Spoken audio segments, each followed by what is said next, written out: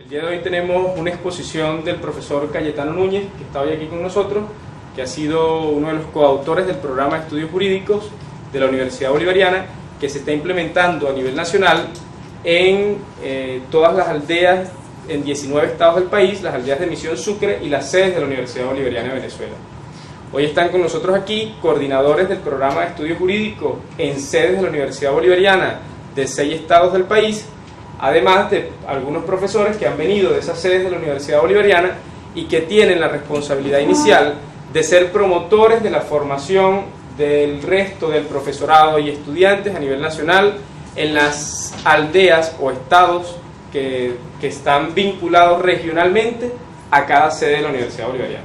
Es así como, por ejemplo, la sede del Estado Monagas de la Universidad Bolivariana le corresponde contribuir con los aspectos académicos del programa de estudios jurídicos del Estado Sucre, el Estado Nueva Esparta y el Estado Anzoátegui. En el Estado Anzoátegui no se está aplicando el programa de la Universidad Bolivariana, pero en los otros dos estados sí. Corresponde al coordinador Carlos Rauseo, que está con nosotros, por dar un ejemplo concreto, coordinar académicamente la implementación del programa de estudios jurídicos en los estados que le corresponden. Así están coordinadores de otras sedes aquí, de la sede de Bolívar, de la sede de Táchira, y a través de esta videoconferencia de hoy le transmitimos un saludo a todos nuestros profesores a nivel nacional, a los que se encargan de implementar este programa municipalizado en las aldeas de la Misión Sucre, y a todos nuestros estudiantes a nivel nacional. Esta videoconferencia es una dentro de un conjunto de videoconferencias que se están preparando para promover la formación con, de alguna manera, exposiciones que no podemos llevar directamente a todos ustedes, pero que podemos llevar por la vía de esta videoconferencia, que pretende ser un instrumento para ser discutido en las aulas de clases por nuestros profesores y estudiantes. Es para nosotros esencial que todos nuestros profesores y estudiantes conozcan los fundamentos del programa de estudios jurídicos y la propuesta y el nuevo paradigma, el nuevo enfoque de los estudios jurídicos que estamos construyendo desde la Universidad Bolivariana.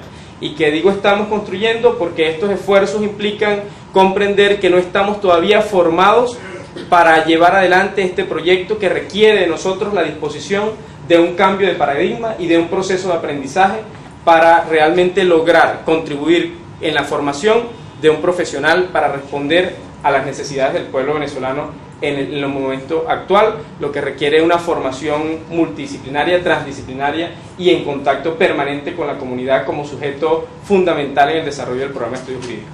Con ustedes dejo al profesor Cayetano Núñez, que es un profesor español, abogado, laboralista, que ha estado contribuyendo y que es coautor del programa de estudios jurídicos con el desarrollo de este programa, para que sea una de las primeras videoconferencias que llegue hasta ustedes para promover el debate sobre el programa de estudios jurídicos que se está implementando en la Universidad Bolivariana en los 19 estados del país a través de la Misión Sucre.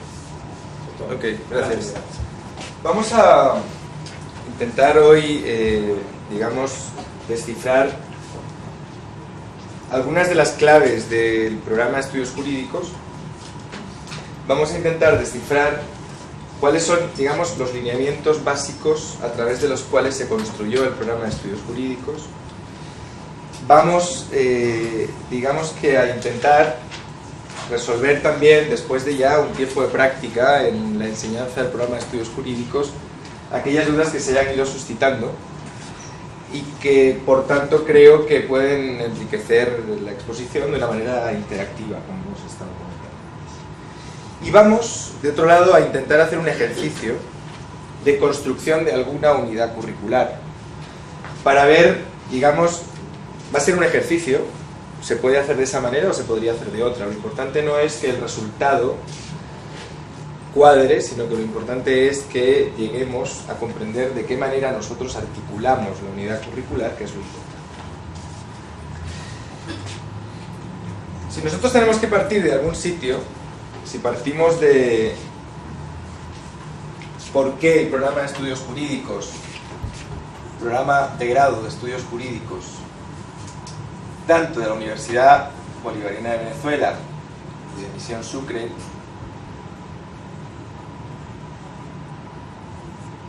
es como es. A lo mejor podemos partir de muchas cosas, siempre podemos partir de muchos lugares distintos, ¿no? Pero se me ocurre que podríamos partir de qué tipo de Estado y sobre todo qué tipo de sociedad queremos construir, se quiere construir en Venezuela, en la República Bolivariana de Venezuela hoy.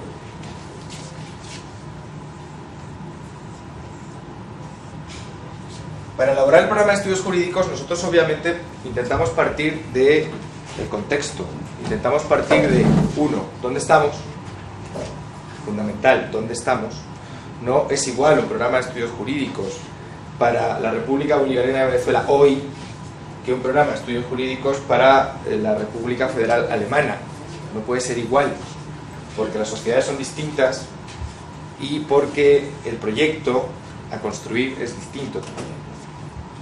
Por tanto, nos ubicamos en la República Bolivariana de Venezuela y nos planteamos, hicimos una reflexión sobre los antecedentes que dieron lugar al momento actual que se vive en la República Bolivariana de Venezuela.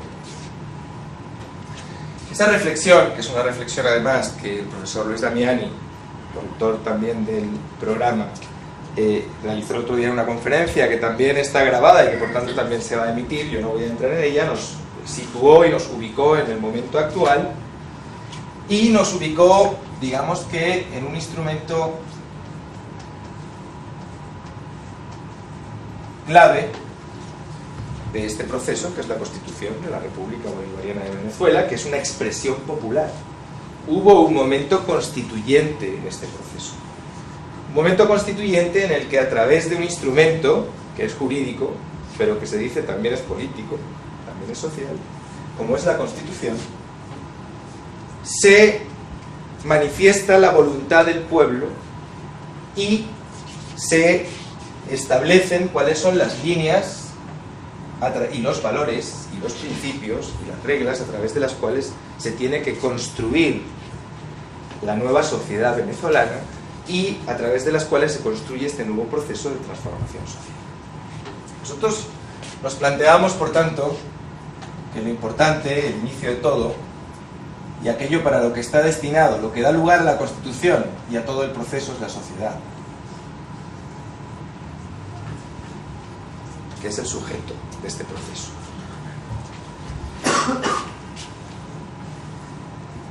Pero, en estos momentos, utilizando una estructura determinada, como es el Estado venezolano, que la propia Constitución define con determinados rasgos y características muy precisas. ¿Cuáles son? El Estado es un Estado social, democrático y de justicia. de derecho, De derecho y de justicia. democrático y de justicia.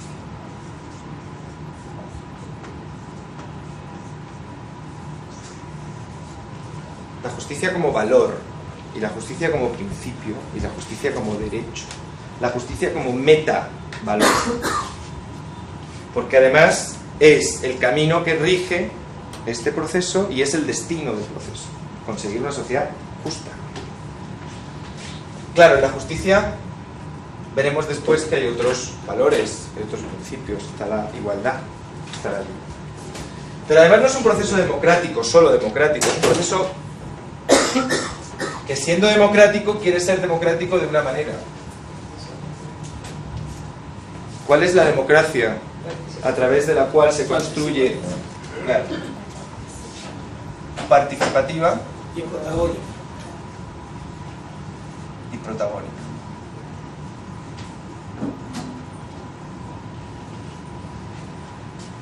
Eso hay que tenerlo en cuenta antes de ponerse a ver, bueno, qué es el programa de estudios jurídicos y cómo se concibe el programa de estudios jurídicos. Teniendo esto en cuenta, la segunda cuestión que nosotros reflexionamos es, bueno, pero es que este proceso tiene unas directrices, hay unos lineamientos estratégicos del gobierno que preside el presidente Hugo Chávez y hay que tenerlos en cuenta, hay unos lineamientos.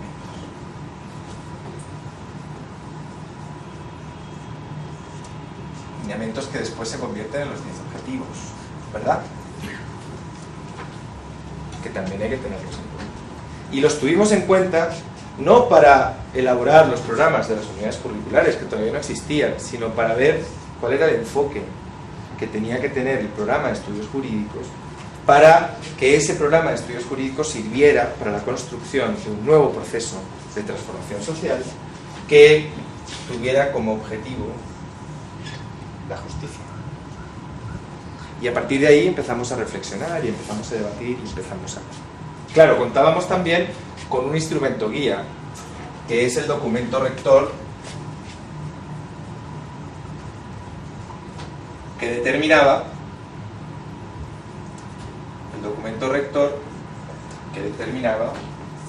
las pautas a través de las cuales había que construir el programa de estudios jurídicos, como todos los demás programas de la Universidad Bolivariana de Venezuela que se aplican también en la misión Sucre. Con todo esto, y con muchos debates y muchas horas, claro, empezamos a evaluar, bueno, y entonces esto de los estudios jurídicos, es decir, cómo enfrentamos la enseñanza del derecho, del nuevo derecho,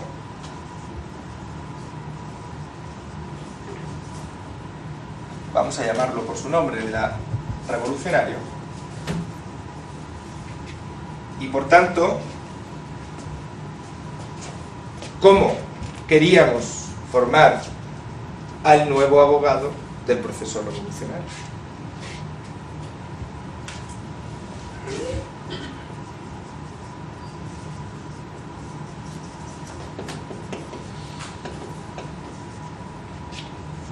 Aquel que iba a tener que construir el nuevo derecho de la revolución, aquel que iba a estar encargado de construir ese nuevo sistema jurídico y de aplicar el nuevo sistema jurídico, pero sin perder de vista que el valor hoy que nos guía y que tiene que guiar su conducta y su comportamiento no es el valor del mercado, no es el valor de lo económico como instrumento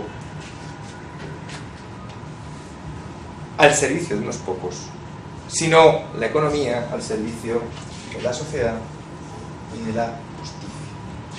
Por tanto, que su compromiso era un compromiso diferente, que saltaba el valor del individualismo, el valor de yo me formo para mí mismo y para competir en el mercado, sino que ahora, saltando ese valor del individualismo, estamos ante el valor de lo colectivo y por tanto el valor de lo colectivo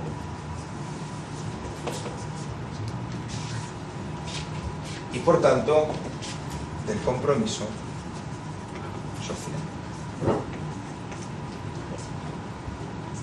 Hay, primero, por tanto, una forma de entender el mundo, la sociedad, una forma de entender nuestra posición y nuestro compromiso en la sociedad que supera los valores clásicos del capitalismo y del liberalismo, es decir, los valores clásicos de lo individual,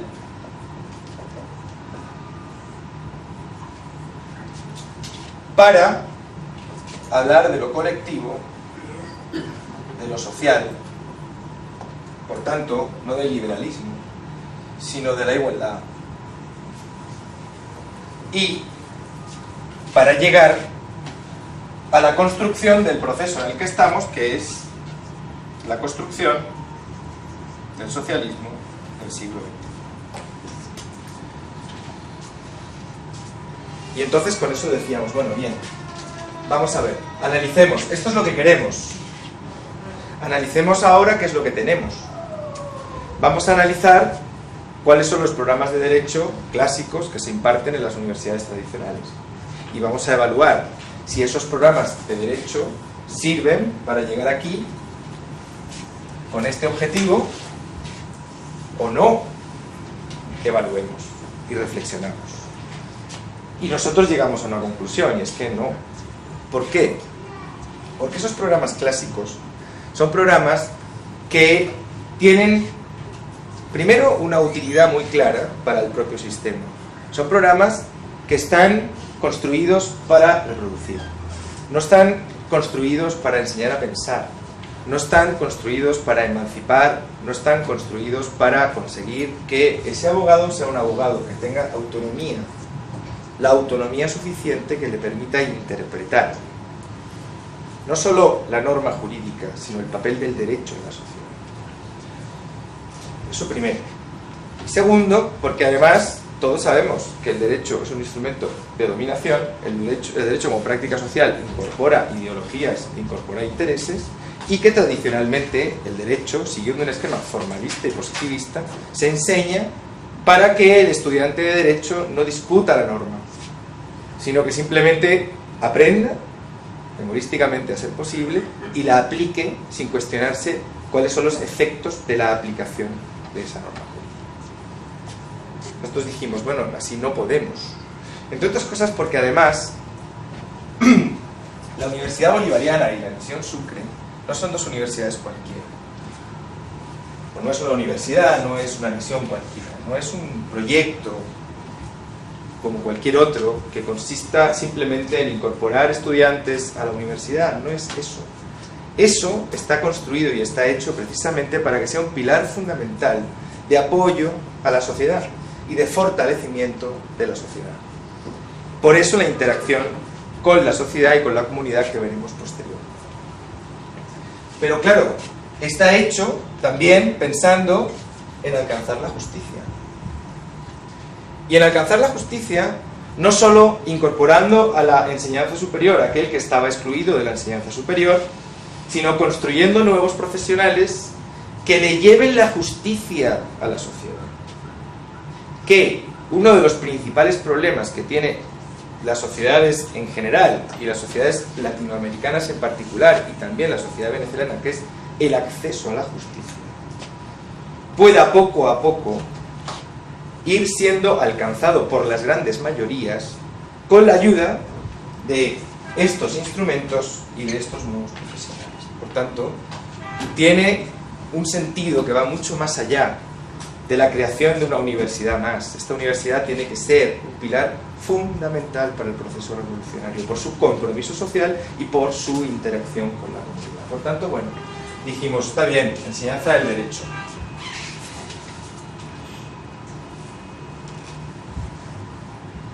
Tres elementos a considerar cuando uno se plantea cómo enfocar la enseñanza del derecho. Cuando uno se plantea, después de esta reflexión que hemos hecho, después de entender que lo que tenemos no nos sirve para construir esto, bueno, y entonces, ¿qué tenemos que tener en cuenta para concebir un nuevo método de enseñar el derecho?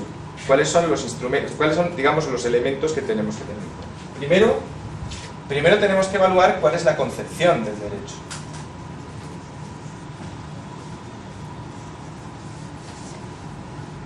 ¿Cuál es nuestra concepción del derecho? ¿Cuál es nuestra forma de concebir el derecho? ¿Cuál es nuestra forma de concebir el sistema jurídico o el llamado ordenamiento jurídico? Ordenamiento jurídico. ¿Cuál es? ¿Qué es el derecho? Si el derecho es una práctica social o no es una práctica social. ¿Y de dónde emana el derecho? ¿De qué derecho estamos hablando? ¿Estamos hablando del derecho solo del Estado, entendiendo el Estado, por tanto, como los poderes preestablecidos a través de los cuales históricamente emanaba el derecho? Es decir, ¿estamos hablando de las fuentes del derecho clásicas, el Parlamento y el Ejecutivo? ¿O estamos hablando de una forma distinta a concebir el derecho? Porque claro, a lo mejor estamos ante un Estado distinto, un Estado que incorpora otro elemento y otro valor, que es el pluralismo, ¿verdad? Y dentro del pluralismo también está el jurídico. Y por tanto el respeto a las formas de resolver sus conflictos o de regular sus relaciones sociales de determinadas comunidades, como pueden ser las comunidades indígenas, como pueden ser cualquier otro. Pero comunidades humanas, al fin y al cabo, el respeto, por tanto, a esas formas distintas a las estatales de resolver los conflictos y de regular las relaciones sociales. Estamos hablando, por tanto, de un derecho plural. Estamos hablando del pluralismo jurídico, seguimos hablando del monismo. Es una forma de concebir el derecho. Según como yo lo concibo, me determinará la forma de enseñarlo, ¿verdad? Por tanto, hay que reflexionar y tuvimos que reflexionar, bueno, ya, ¿cuál es la concepción del derecho? Segundo elemento, en función de la concepción, pero no solo, ¿cuáles son las formas de enseñarlo?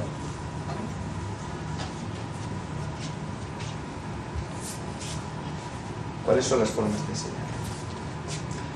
Lo enseñamos, como hemos explicado antes, por la vía clásica. Priorizamos la información. Sometemos al estudiante a una tortura cotidiana y permanente en el que lo sentamos ahí y le bombardeamos con información permanente, una detrás de otra, sin que le dé tiempo a asimilar, ni a valorar, ni a interpretar, ni a pensar, ni a reflexionar, ni a debatir, ni a discutir. ¿Lo hacemos? ¿O cambiamos? Cambiamos el método y decimos, no, digamos que la prioridad no es la información, la prioridad es la formación. La prioridad es formarlo para que tenga los instrumentos necesarios para llegar a las fuentes de información, evaluar las fuentes de información, reflexionar sobre ellas, encontrar la solución jurídica y aplicar la solución. O evaluar si la solución no sirve para esta realidad, partiendo de manera inicial, demostrarle antes que el derecho la realidad en la que ese derecho opera. Y además, partiendo de una base, que el derecho no puede operar de manera fragmentada, porque la realidad no está fragmentada, la realidad es compleja, y los fenómenos políticos, económicos, sociales, confluyen todos a la vez en un mismo hecho social. Sin embargo, nosotros pretendemos que el estudiante, sin conocer el hecho social, le aplique el derecho y además se lo aplique de modo fragmentado.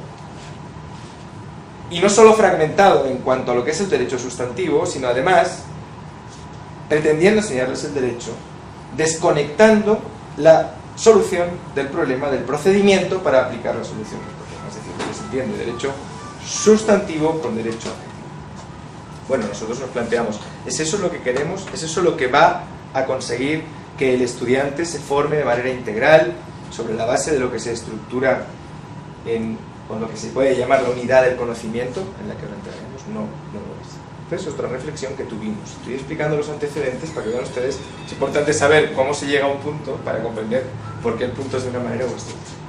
Y desde luego, tercero de los elementos que tuvimos necesariamente que evaluar, que ya lo habíamos hecho en nuestras reflexiones anteriores, pero que habría que concretar, ¿cuáles son los objetivos de la enseñanza? ¿Qué profesional se quiere formar? Porque en virtud del profesional que quieras formar, lo vas a enseñar de una manera o de otra. Bien, con todo esto, y por hacer el cuento corto,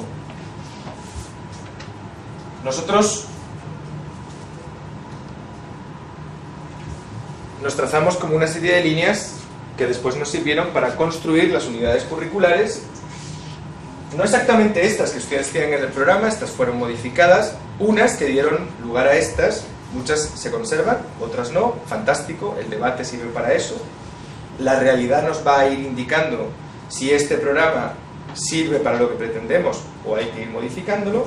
La realidad nos va a ir diciendo si el contenido que vamos dándole a las diferentes unidades curriculares nos va sirviendo o no, pero eso no solo pasa en este programa, pasa en todos los programas del mundo, así que tranquilidad absoluta. Lo peor es no moverse, lo peor es quedarse estático, lo peor es creer en el statu quo, porque eso precisamente es lo que quieren, que no nos movamos, que no seamos alternativos, que no seamos capaces de transgredir lo preestablecido, aquello que nos venden como lo único posible, ¿no? Por tanto, lo importante es entender que esto también es una apuesta, que puede ser buena o no, el tiempo nos lo va a decir, pero es una apuesta por no creer en el pensamiento único, ni en las formas instrumentales de ese pensamiento único del sistema neoliberal, para que nos quedemos quietos pensando, bueno, si al fin y al cabo el mundo es así, ¿por qué lo voy a cambiar yo? El mundo es así porque se construye así, y lo construyen las personas, los hombres y las mujeres, y los hombres y las mujeres lo cambian. La globalización, el sistema económico capitalista, son construcciones políticas, construcciones humanas. Y este proceso revolucionario también lo es. Precisamente porque creemos que podemos construir un mundo distinto, existe este proceso hoy en Venezuela. Si no, no existiría. Hay elementos mágicos, pero hay elementos fundamentales de voluntad ECA. Y eso hay que incorporarlo también. Por tanto, decíamos, bueno, Dicho esto, ¿cuáles son los lineamientos a través de los cuales vamos a construir las diferentes unidades curriculares, que es un proceso que vino después? Y dijimos, importante, visto esto, importante tener en cuenta que para construir lo que entonces fue una maqueta, que después ustedes se están encargando de darle forma y de estar construyendo o de construir el edificio, lo que entonces fue la maqueta, nosotros pensamos, vamos a ver, ¿qué es lo primero que hay que mostrar? Lo primero que hay que mostrar es una nueva forma de entender el mundo y las relaciones sociales. Hay que enseñar al estudiante a ver la realidad con otras categorías, con otros conceptos. ¿Por qué uno ve la realidad tal y como le enseñaron a verla? Y a nosotros nos enseñan a ver la realidad de una manera determinada, y es lo que hablábamos antes. Los medios de comunicación nos enseñan la realidad de una manera determinada, la que quieren que nosotros creamos que es. Ellos nos crean el sentido común, para que nosotros creamos que eso es lo normal y que no puede haber otra cosa. Ahora mismo, para que ustedes se hagan una idea, la moda de los Chicago Boys en términos mediáticos es, se acaban de crear un aforismo que es que la economía es una ley física. Y la tiran repitiendo por ahí, la economía es una ley física, la economía es una ley física. Es decir, yo hago esto y se cae, porque es la gravedad. Pues igual que se cae, el sistema económico capitalista nos lo impuso Dios. Es una ley física, la naturaleza nos lo impuso. Es decir, no podemos hacer nada, no, perdón. Un momentito. Sí podemos, pero hay que entender la realidad con otras categorías. Por tanto, nosotros lo que simplemente pretendimos es, primero, definir el programa, comprender el programa, partiendo de lo más abstracto, de aquellas categorías más generales del conocimiento, para después ir descendiendo a lo más específico. Es decir, a la norma concreta, al derecho positivo concreto. Luego veremos cómo se concreta esto. Pero eso, obviamente, con una forma de entender esta nueva enseñanza del derecho que no tiene nada que ver con la forma clásica, que es la formalista y la positivista. Nosotros entendemos que si el derecho es una práctica social, si el derecho es una práctica social, si el derecho sirve, por tanto, para resolver conflictos o para regular relaciones sociales,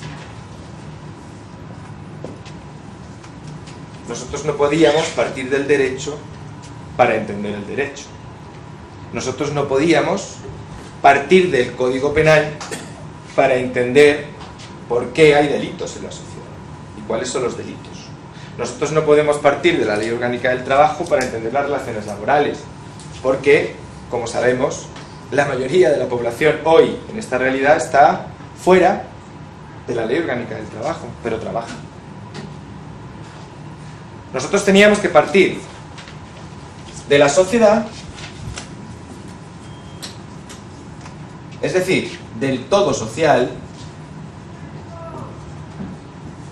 para entender el derecho.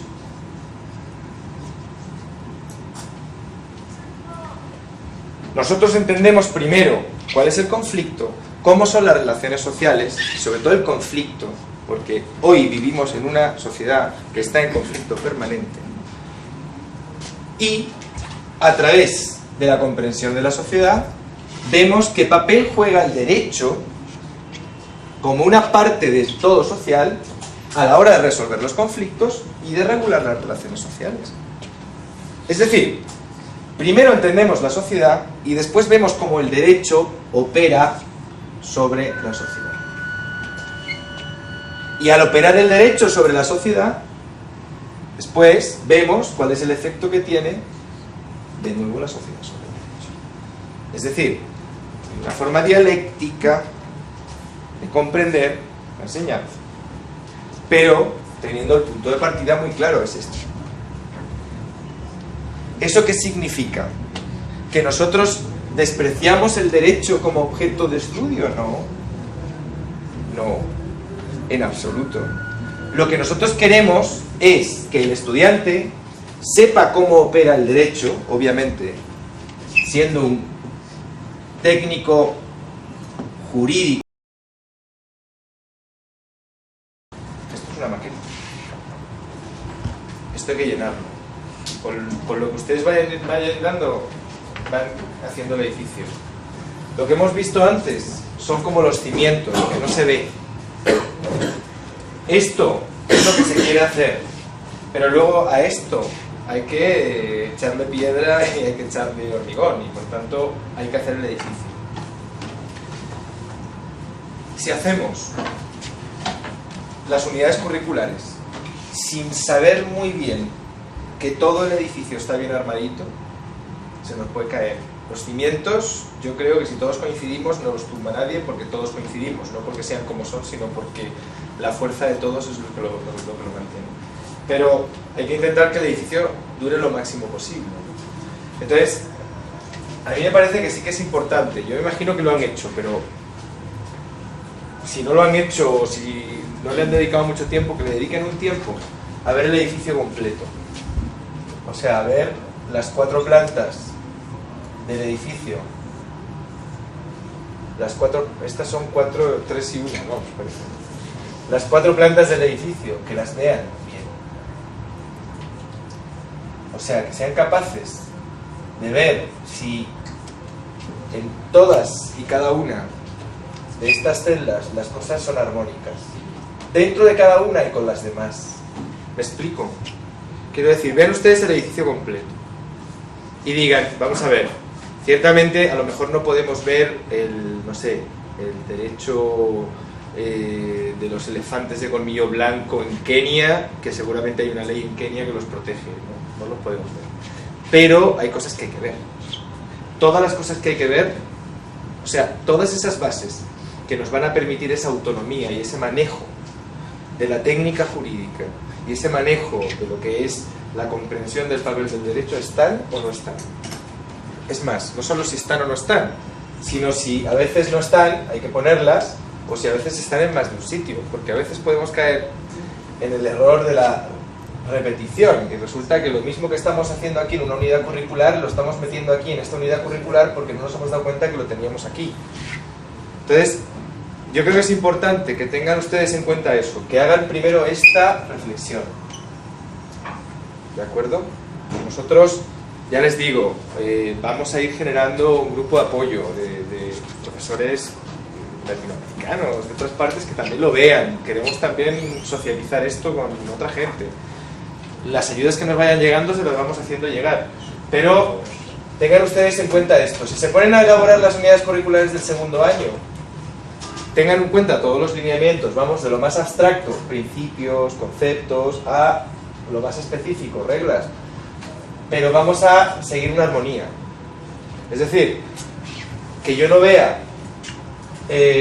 una materia aquí, un contenido de una unidad curricular aquí, cuando no he visto lo que viene antes, que justo lo he puesto abajo.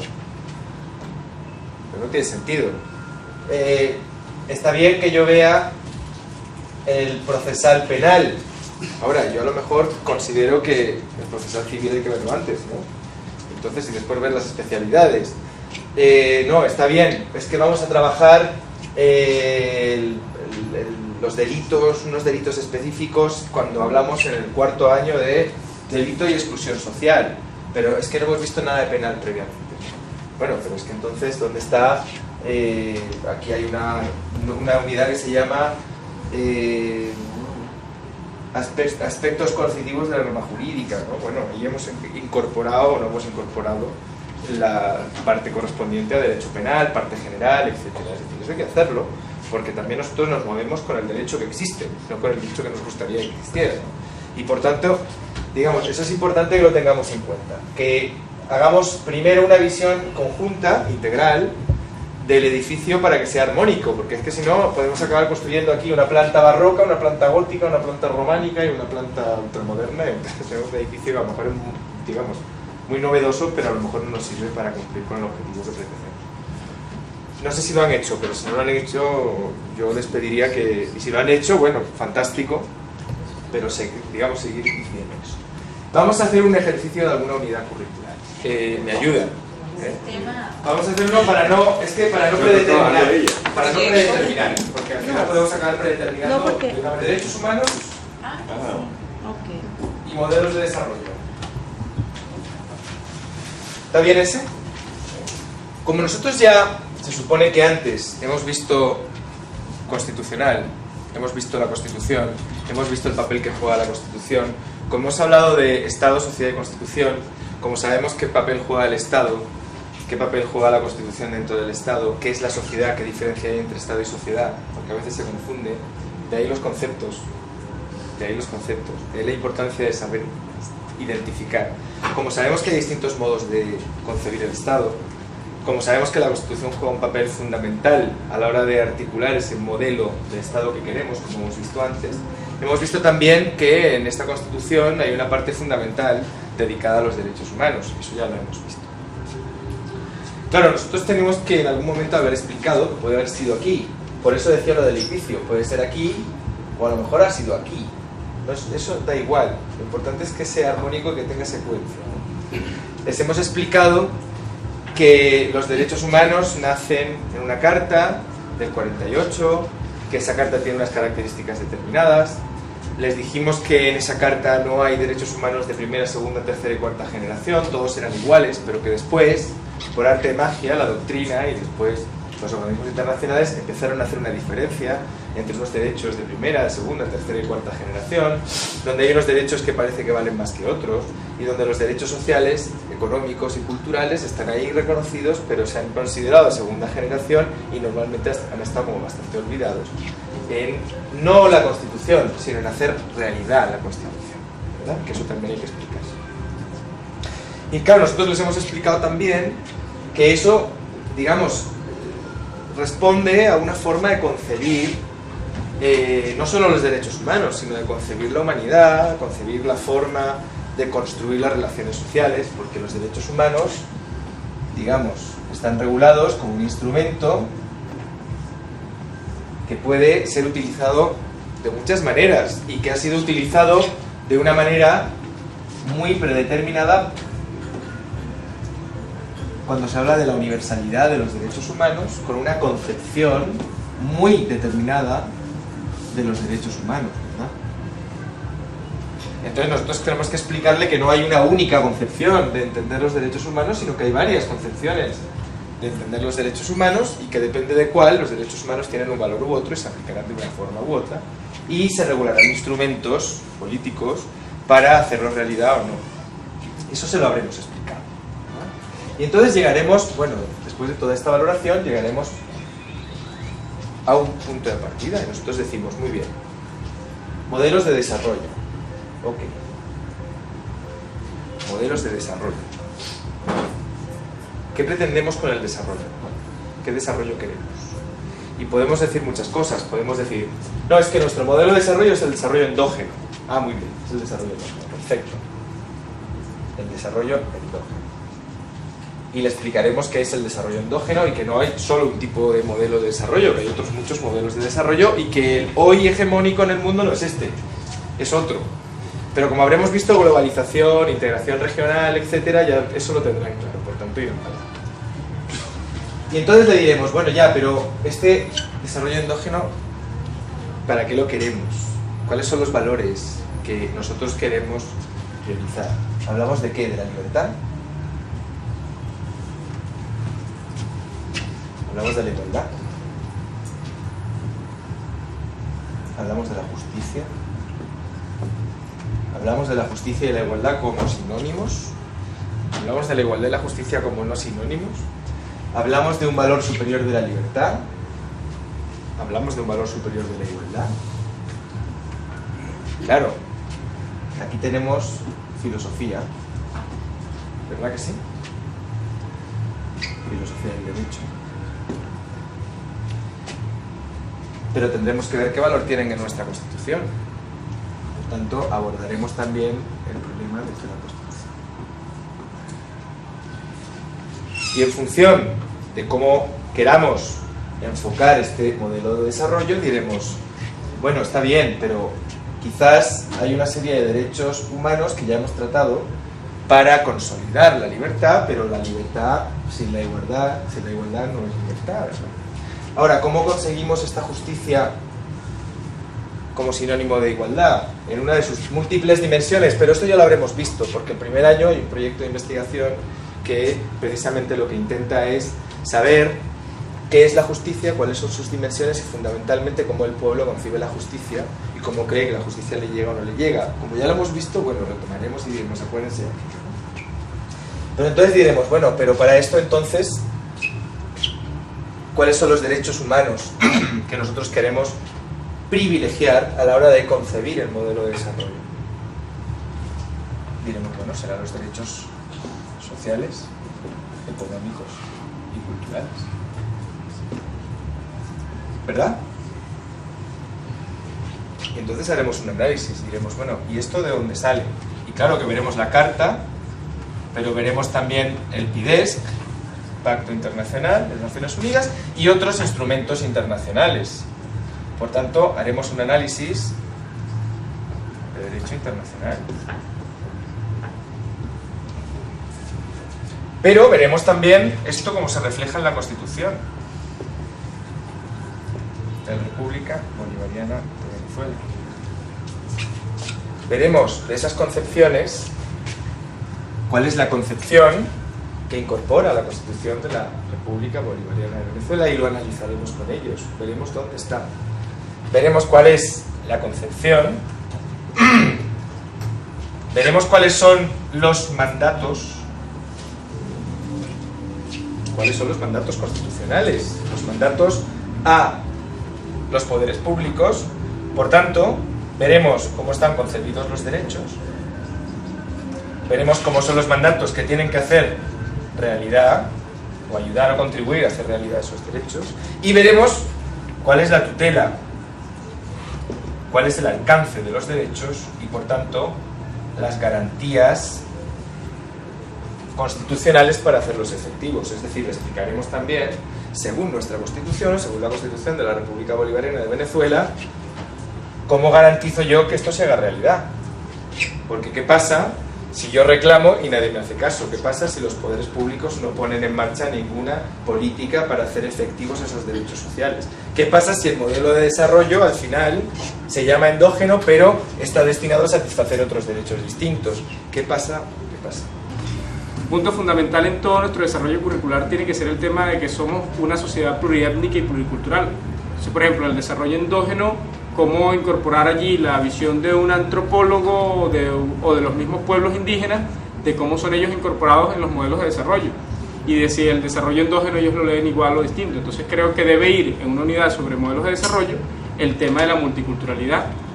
Tiene que ir, pero después lo vas a retomar en otra unidad curricular que precisamente trata de este tema, ¿no? ¿Quiénes son violadores de derechos humanos? En la parte de la concepción, la visión amplia que se está debatiendo hoy de los derechos humanos, que no son violadores de los derechos humanos solo los funcionarios del Estado, sino que también pueden ser violadores de derechos humanos las empresas transnacionales, los medios de comunicación y hasta personas individuales y comunes, ¿no? Claro, eso es importante, claro, entrar en ese debate, en esa discusión, a fin de ampliar esa visión tradicional que nosotros tenemos de derechos humanos, que es una visión que parte de la Revolución Francesa, muy individualista, muy particular. Primero hemos ido de lo más abstracto a ver después cómo se ha concretado en la Constitución de la República Bolivariana. Entonces, pero correcto el matiz, o sea, bien la aclaración. Tenemos esto, bueno, muy bien. Vamos a desarrollar un punto y un aspecto concreto. Pero ¿cómo lo hacemos realidad? Podríamos ir desarrollando todos ellos. Vamos a ir como, ¿cómo se llama? Como estos capítulos interactivos, ¿no? Vas eligiendo uno, según lo que eliges te va dando un fruto, te va dando otro. Pero ¿cómo hacemos realidad la Constitución en este aspecto concreto? ¿Cómo lo hago realidad? desde luego, si hay un mandato, el mandato de esta Constitución es un mandato al Estado, a través de políticas públicas. Es decir, hay una obligación del Estado de regular y una obligación del Estado de asumir el rol que le toca como garante. Y eso significa, por ejemplo, en materia, si ponemos un ejemplo de seguridad social, si hablamos de la salud, que no se puede satisfacer la salud de otra manera si no es a través de un acceso universal, gratuito y público, lo que es una forma de concebir las políticas públicas. Pero además, nosotros le vamos a decir al estudiante, pero además, aunque no lo diga el artículo 84 de la Constitución, como nosotros tenemos que la democracia es participativa y protagónica, porque es participativa y protagónica, tenemos que hacerle otra reflexión, y es, si la democracia es participativa y protagónica, yo ya sé que el acceso tiene estas características, pero ¿cómo definimos las políticas de salud? Y entonces le digo, ¿cómo definimos las políticas de salud? ¿Quién las define? ¿Las define el Estado? ¿O las define la sociedad? ¿Las define el Parlamento? ¿O el Parlamento lo que hace es escuchar al pueblo y convertirse en un portavoz del pueblo? O la definen las transnacionales, porque el neoliberalismo proclama que la salud o la educación, etcétera, debe ser un medio que tiene que estar en manos de particulares, privatizados, y entonces frente a esas posiciones hay que tomar postura. Claro, lo que pasa es que nosotros ya le hemos explicado, le tendremos que explicar, correcto, que precisamente para evitar eso la Constitución plantea un modelo de concebir la forma de hacer realidad la Constitución. Y le tendremos que decir lo que tú dices, a pesar de que hay una dinámica de privatización en toda Latinoamérica de la seguridad social. Aquí se paralizó la privatización y se reconstruyó desde lo público la seguridad social. Pero claro, yo insisto, es público, es gratuito y es universal, pero ¿quién concibe las políticas de salud? ¿Cómo se conciben las políticas de salud? Entonces aquí hablaremos de sistemas de democracia. Que a lo mejor, espera un segundito, que a lo mejor ya lo habremos visto aquí arriba. Como ya lo habremos visto aquí arriba, solamente le diremos, acuérdense ustedes de lo que vimos allá, hay distintas formas de concebirlas, porque hay distintas formas de concebir la democracia.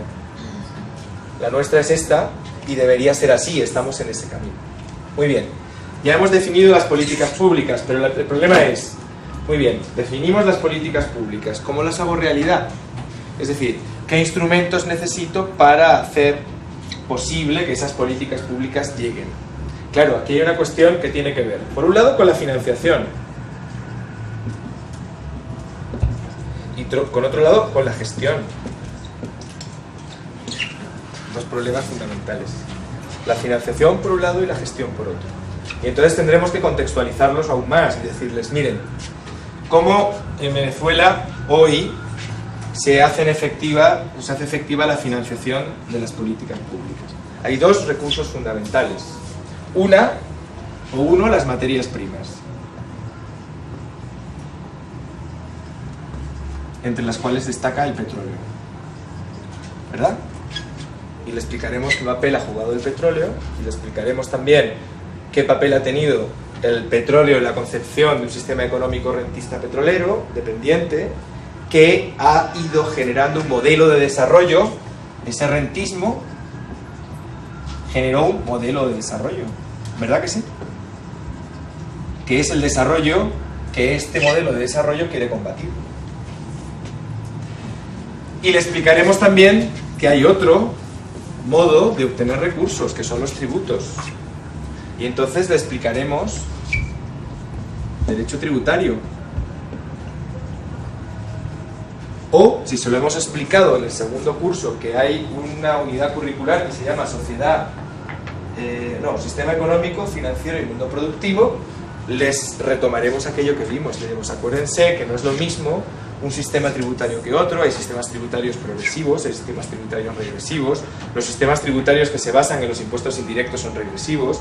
Los sistemas tributarios que se basan en los impuestos directos, fundamentalmente sociedad, sucesiones, impuesto de la renta, son más progresivos, siempre y cuando se establezca de tal manera. Y después irán a analizar las diferentes leyes de, primero, la filosofía que esconde el modelo tributario, y después las diferentes leyes para que ellos las conozcan, las manejen, etcétera, etcétera. Y en la gestión, lo mismo, evaluaremos cuáles son los mecanismos de gestión. ¿Quién gestiona las políticas públicas? Ah, no, es que es el Estado a través de la administración pública. Ah, ¿y cuál es el papel de la comunidad? ¿Cuál es el papel de la comunidad? Es decir, ¿cuáles son las normas jurídicas que están regulando el papel de la comunidad? ¿Cuál es la ley de participación ciudadana que existe? Si es que existe. ¿Cómo debería existir? Si está cumpliendo o no está cumpliendo el papel. Y diremos, ¿y cuál es el papel de la comunidad? ¿Cómo participa la comunidad? Y entonces diremos, según esto, es decir, según nuestra Constitución, la comunidad debería ser parte de esto, debería gestionar, debería ser parte de la gestión. Mientras que hoy no está siendo parte de la gestión la desarrolla el Estado a través de la administración pública y, hablando de Contraloría, como mucho consulta a la comunidad si le ha parecido bien o le ha parecido mal. Y entonces nosotros diremos, las leyes dicen esto, la Constitución dice esto. ¿Es coherente la ley con la Constitución o no es coherente la ley con la Constitución? ¿Es constitucional? Y haremos un análisis de constitucionalidad. Pues puede serlo, porque tal y como está regulado aquí, no es que no sea constitucional. Ahora, ¿es lo que se pretende? Bueno, eso es otra cosa. ¿La ley está incorporando esa voluntad de las grandes mayorías? Pues a lo mejor no, aunque sea constitucional. Y al estudiante le haremos entender la diferencia, ¿verdad? El plano internacional siempre debe estar presente, ¿no? Y probablemente el tema de las transnacionales y de todo lo que es la dinámica internacional en torno a los modelos de desarrollo desde el plano internacional. Las transnacionales tienen que ver con el sistema económico, ¿no? Claro. Y con el modelo de globalización o de integración, ¿no? Claro, por eso las dinámicas internacionales demarcan las políticas nacionales en alguna Que eso lo habremos visto en otra unidad curricular previamente, o lo deberíamos haber visto, de ahí esto. Eso nos va a permitir ver, si estudiamos el plano internacional, el modelo de desarrollo, nos va a permitir ver por qué Venezuela es potencialmente una sociedad que constituye un peligro para el modelo que pretende imponer los Estados Unidos. Claro, Luis. Profesor, y por ahí, ustedes mencionaban un ejemplo, el derecho tributario, pero también podríamos hablar del derecho laboral. Resulta que uno revisa la ley laboral de Venezuela y en la mayoría de sus articulados defiende al patrono. ¿Por qué? Porque es una ley muy patronal en el sentido de que, bueno, que está concebida para un modelo económico que es el capitalismo. Entonces, en ese sentido, haciendo una revisión de la ley laboral, tendríamos que hacer tomar conciencia a los estudiantes que lo que importante es lo social. ¿Por qué? Porque usted ya ha mencionado dos realidades, que es el documento rector y luego el documento base, criterio y pactas que tuvo para el programa de formación de grado de estudios jurídicos, pero en el desarrollo histórico que llevamos de nuestro programa, que apenas en 15 meses ha evolucionado de una forma muy bárbara, se han introducido algunos elementos. El más importante es decir que es una universidad de Estado, que no aparece en el documento rector, ni aparece tampoco en los principios del programa, y eso lleva a una realidad, que esa universidad de Estado tiene un objetivo, ya ha planteado usted algo por ahí, y que es la consolidación del socialismo del siglo XXI. Bueno, en el documento rector se dice que la universidad es para ayudar al Estado o para hacer realidad la Constitución de 1999. Sí. Entonces tendríamos que tener en cuenta esos elementos a la hora de la construcción curricular, ¿no? No, claro, por supuesto, pero por eso decía, yo no agotaba en la exposición inicial cuando ya hablaba de qué se tuvo en cuenta, yo hablaba del documento rector como hablaba de los lineamientos o de los 10 objetivos, ¿no? Pero los 10 objetivos incluso son posteriores a esto, se han tenido en cuenta después. Claro, es que del socialismo del siglo XXI te recuerdo que se habla desde marzo de 2005. Sí, cuando el presidente planteó el debate, ¿no? Pero eso fue en marzo de este año, ¿no? O sea, esto estamos hablando de ya un recorrido, pero de ahí la dinámica, Luis, de ahí la dinámica del trabajo. Bueno, pero sigamos con esto. Yo creo que Luis planteaba aquí una cuestión importante para que veamos, ¿no? Claro, el desarrollo endógeno, pero en el desarrollo endógeno lo que está, ¿qué son? Las nuevas formas de organización productiva, ¿no? O sea, primero hay que partir por cuáles son las formas de organización productiva a través de las cuales vamos a construir este modelo de desarrollo. Y dentro de las formas de organización productiva, ¿cuáles son las relaciones de trabajo enmarcadas en esas nuevas formas de organización productiva? Y esto retomamos, decimos, bueno, ¿cuál es la normativa que tenemos? La Ley Orgánica del Trabajo, pero también está la Ley de Cooperativas y otras normas, y vamos a ver si son funcionales o no a este modelo de desarrollo y qué papel están cumpliendo, ¿no? Pero también tienes que esto lo puedes trabajar aquí o que lo puedes haber trabajado en otra unidad curricular, que es Sistema Económico Financiero y Mundo Productivo, o Derechos Humanos y Mundo Productivo. Entonces tú puedes conectarlo aquí y remitirlo a la otra unidad curricular. Y decir, esto lo vamos a ver en profundidad en esa otra unidad curricular porque requiere y necesita un desarrollo mayor. Y como eso que tú has planteado, o que estamos planteando, imaginaos cómo se puede, de una unidad curricular, de un tema concreto, de una necesidad social, como es un modelo de desarrollo distinto que haga efectivos los derechos humanos entendidos de otra manera distinta a la que tú expresabas, tú fíjate lo que hemos ido desarrollando. Claro, hay quien puede decir, pero esto no es derecho. Bueno, no será el derecho formalista y positivista clásico fragmentado al que estamos acostumbrados en las universidades clásicas. Pero si a mí me dice alguien que esto no es derecho, pues entonces le compro unos lentes para que lo vea. Sí. Más que todo el aspecto que había señalado anteriormente, la filosofía del derecho, aspecto filosófico que está pues, permanente en el programa de formación en cada una de las unidades curriculares. Tener claro allí que de una u otra manera cada unidad curricular debe estar construida dentro de lo que es una visión de lo que es la crítica y partiendo de la base estructural económica que rige nuestra sociedad. Esa es la filosofía. Esa es la, y si tú lo tienes claro, vas a construir las unidades curriculares independientemente de que tú vas a diferir de un criterio u otro, a qué es lo que vamos a agregar, qué vamos a quitar, pero si tú tienes claro esa concepción. Pero mira, lo que tú planteas de la filosofía del derecho, fíjate si es importante, ¿no? Porque aquí estás trabajando la filosofía del derecho, pero la estás contextualizando. No estás viendo la filosofía del derecho como algo abstracto sin ninguna conexión con la realidad. Es como quien estudia matemáticas en el colegio. ¿Las matemáticas para qué sirven? Para sumar peras. Las matemáticas son fundamentales para entender el modo de concebir esta realidad y sin embargo eso no te lo explican. Por eso odiamos las matemáticas.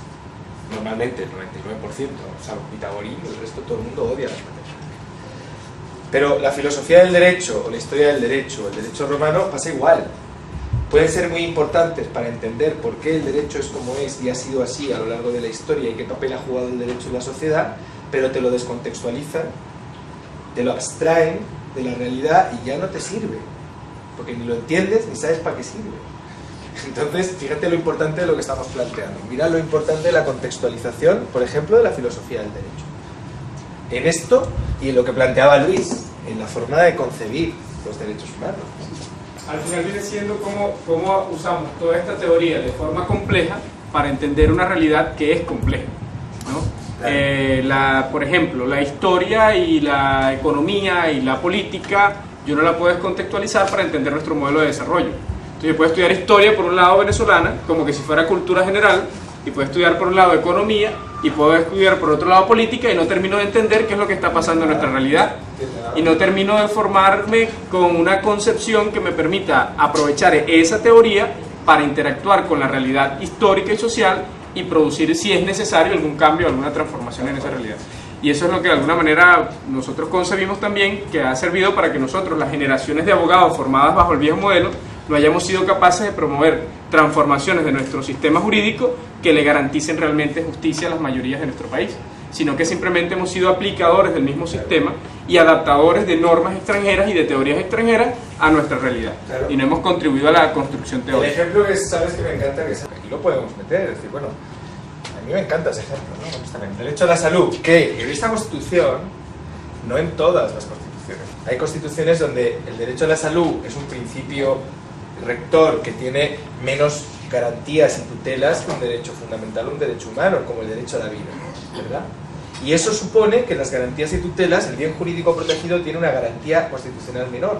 En esta Constitución, el derecho a la salud directamente te lo conectan y expresamente te lo conectan como una manifestación del derecho a la vida. ¿verdad que sí? Y eso es importante, y eso hay que explicarlo y hay que decirles qué significa. Pero entonces, claro, derecho a la salud, y digo, y el derecho a la salud de los niños, por ejemplo. Yo pregunto, mientras no se satisfaga el derecho a la salud de todos los niños,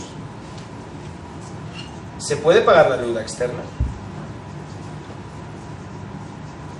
Claro, en esta reflexión hay muchas dimensiones. Se me ocurren dos. No voy a utilizar esta pizarra porque se me ocurren dos. Una que es política y otra que es jurídica. ¿Verdad? Entonces nosotros nos enfrentamos a la realidad. Los países tienen o pagan la deuda externa sin satisfacer el derecho a la salud de los niños. ¿Lo hacen? Pregunto, ¿lo hacen? Sí que lo hacen. Sí, lo hacen. Claro que lo hacen.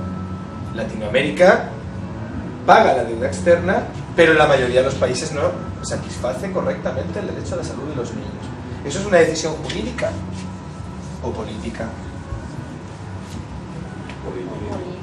Ah, pero nosotros sabemos si jurídicamente podemos exigir al Estado que pague la deuda, o sea, la salud de los niños, que satisfaga la salud. Es decir, ese bien jurídico es o tiene una protección mayor, tiene por tanto una protección, una garantía que me pueda a mí permitir exigir al Estado la satisfacción antes que la deuda. Pregunto. Claro, nosotros decimos sí porque sabemos que la injusticia que provoca, pero hablamos desde una injusticia y ahí los distintos. Y entonces resulta que nosotros tenemos que hacer este ejercicio y tenemos que hacerla con nuestros estudiantes, hacerla juntos. Es decir, vamos a ver cómo está regulada constitucionalmente, vamos a ver qué normas regulan ese derecho a la salud de los niños y vamos a ver qué normas o instrumentos jurídicos, derecho internacional público, regula nuestros compromisos internacionales y vamos a ver constitucionalmente a qué está obligado el Estado, si está obligado a satisfacer esto primero o esto después. Nadie discute que a los dos, aunque esto sea injusto y provocado por lo que todos sabemos, que es lo que explicaremos también. Pero nadie discute que hay un instrumento jurídico que habrá que modificarlo y que para modificarlo necesitamos además construir un mundo multipolar con alianzas distintas para poder tomar decisiones en esos instrumentos internacionales distintas a los que se toman, que también se lo explicaremos. Pero esto es es un ejercicio práctico muy concreto. Y vemos dos dimensiones. Y entonces a lo mejor llegamos a una conclusión. Resulta que la Constitución, lo digo aquí, puede ser aquí o no te garantiza este derecho como este. O sea, como este otro. Y puede ocurrir que el derecho lo haya regulado así. Tampoco nos llevemos a engaño. Puede ocurrir porque a veces, lo que decíamos, el derecho no refleja el interés de las grandes mayorías. O puede ocurrir que no. Y entonces ahí es donde nosotros vemos como efectivamente lo jurídico está supeditado a lo político. Y está supeditado a quien maneja y controla el poder político, que decíamos lo de las transnacionales. Las grandes transnacionales son el icono de este sistema económico. O sea, hay quien dice, de hecho, y es absolutamente cierto, que hoy día el Estado viene a ser un legitimador político de las decisiones económicas de las grandes transnacionales. Y viene a ser además... El planteamiento es que el Estado se convierte en un mero regulador, constructor de leyes para garantizar orden, seguridad a esas empresas transnacionales. Sí, por eso está hablando de los dos contextos, el político y el jurídico, y es necesariamente así, determinado el poder político, pues el técnico jurídico, el derecho debe adecuarse a esa disposición política para que el derecho pueda ser realmente un instrumento al servicio de lo que es la sociedad como tal, y no la sociedad, la inteligencia, la sociedad civil como concebida del pensamiento liberal del siglo XIX, sino una sociedad civil donde esté realmente representada la mayoría. Y otro aspecto que quería también señalar, no está de más considerar que aquí también se debe de una u otra manera asumir y abordar el aspecto adjetivo, por supuesto, ¿verdad?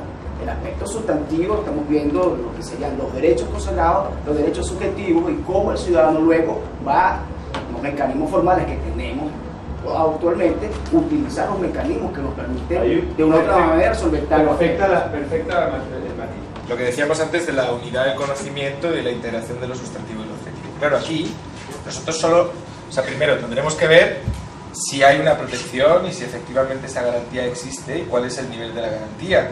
Pero después tendremos que ver, por tanto, desde el derecho sustantivo, pero tendremos que ver cuál es el procedimiento para que esa solución que encontramos se lleve a la práctica, y ahí es donde entra el derecho adjetivo.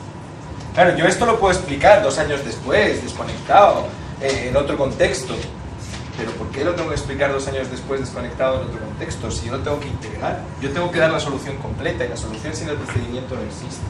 Hay un ejemplo concreto también que se podría marcar sobre la violación de los derechos humanos, es sobre el ALCA y el ALBA también. Como el ALCA, por ejemplo, viola uno de los derechos de los pueblos de crecer, de desarrollarse integralmente, y cómo individualiza también los problemas de América Latina, cuando al contrario lo que se busca es la integración para ese continente surja. Claro, pero es que eso que tú dices es esto, mira. Perfecto.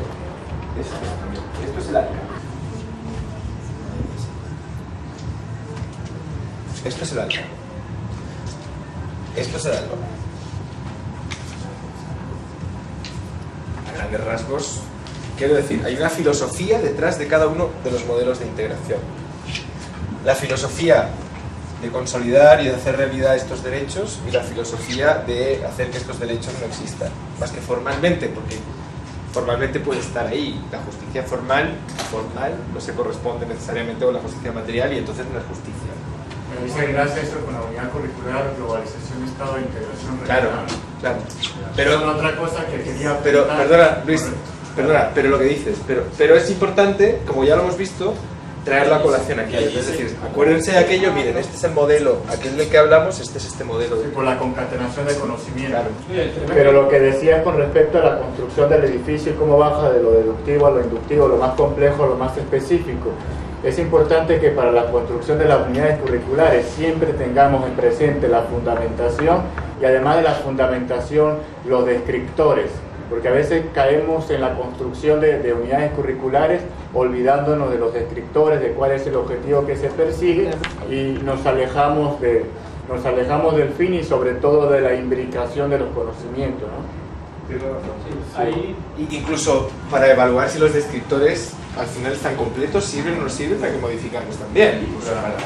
¿No? Pero claro, hay que partir de los descriptores, pero un poco por eso, porque son los que determinan la maqueta conjunta. Hay que ver cómo lo cuadramos. en cuanto al ALBA y al ALCA, ¿no? Era lo que yo decía, que por ejemplo el desarrollo de una unidad curricular, creo que hay 2 elementos, 2 que yo identifico, seguro habrán otros, ¿no? Por ejemplo, la vinculación multidisciplinaria de lo político con lo económico, con lo social, con lo antropológico, con la visión antropológica. Pero al mismo tiempo está, por ejemplo, el plano internacional, que nosotros siempre tocamos el plano nacional o el plano local contextualizado al plano internacional. Entonces estoy haciendo modelos de desarrollo, derechos humanos y modelos de desarrollo, comunidad curricular, debe decirme qué implica en esos modelos de desarrollo, cuál es en el plano internacional, cuál es el debate, y ahí está el ALCA y el ALBA, ¿no? Y en el plano de la multiculturalidad, entonces, ¿cómo ese plano, en el plano multicultural, nosotros podemos lograr un modelo de desarrollo que permita el desarrollo de las distintas culturas y no el sometimiento de una a la otra, sino un desarrollo armónico e incluyente de las distintas culturas? Entonces yo creo que son planos importantes. Por ejemplo, el tema de la multiculturalidad en el desarrollo de las unidades curriculares, el tema de la vinculación multidisciplinaria y el tema de la contextualización de lo local con lo internacional, ¿no? O verlo todo, sí, conectado. Pero sí que es importante que en la unidad tú sepas que eso está conectado. Seguro en la unidad curricular Estado, globalización e integración regional se tocará más a fondo el ALBA y el ALCA. Pero cuando estemos estudiando Derechos Humanos y Modelos de Desarrollo, veremos qué de esa unidad curricular y de su contenido nos permiten entender nuestro modelo de desarrollo.